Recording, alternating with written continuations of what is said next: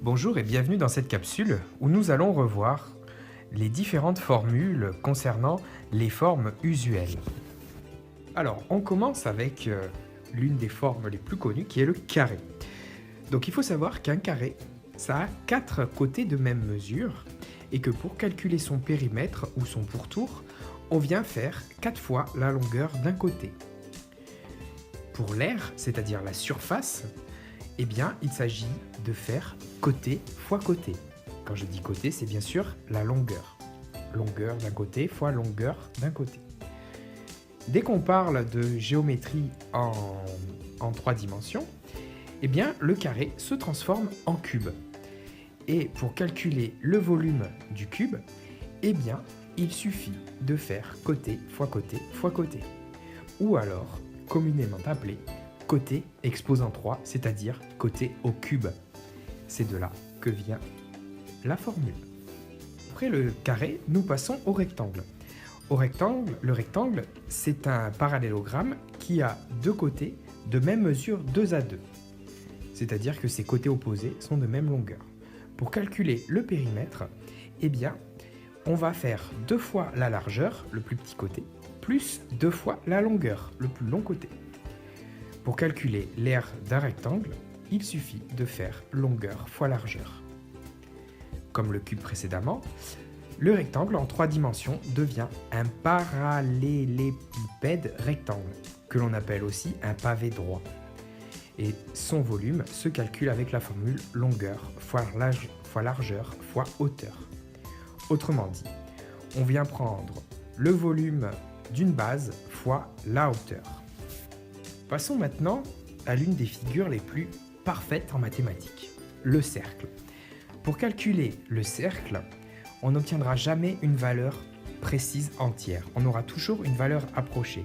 Pour la simple et bonne raison qu'en fait, dans la formule du périmètre, intervient le nombre pi, qui est un nombre qui ne se termine pas.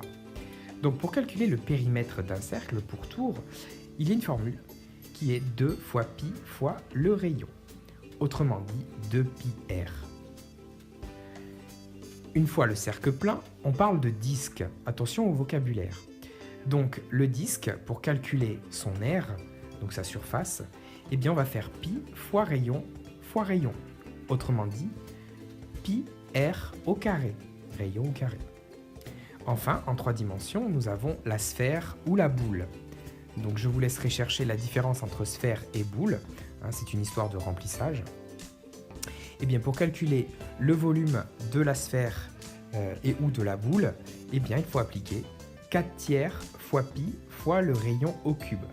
Autrement dit, de manière simplifiée, 4 tiers de pi r3. 4 tiers de pi rayon au cube.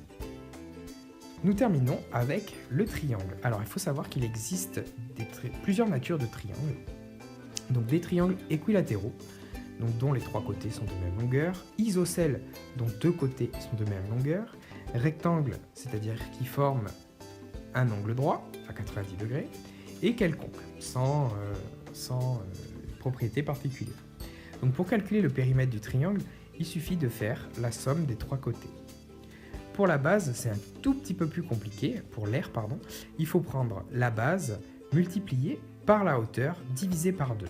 Ici, la hauteur, c'est le segment en rouge, donc perpendiculaire à la base, qui passe par le sommet opposé.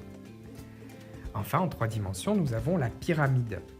Donc ici, nous avons une pyramide faite à partir dont la base est un parallélogramme. Il peut y avoir des pyramides formées avec des bases carrées, avec des bases rectangulaires. Il existe tout un tas de pyramides. Pour calculer le volume d'une pyramide, il faut faire 1 tiers fois l'aire de la base fois la hauteur. La base, c'est la partie du plan sur laquelle est posée la pyramide. En général, c'est le sol. Donc 1 tiers fois l'aire de la base fois la hauteur.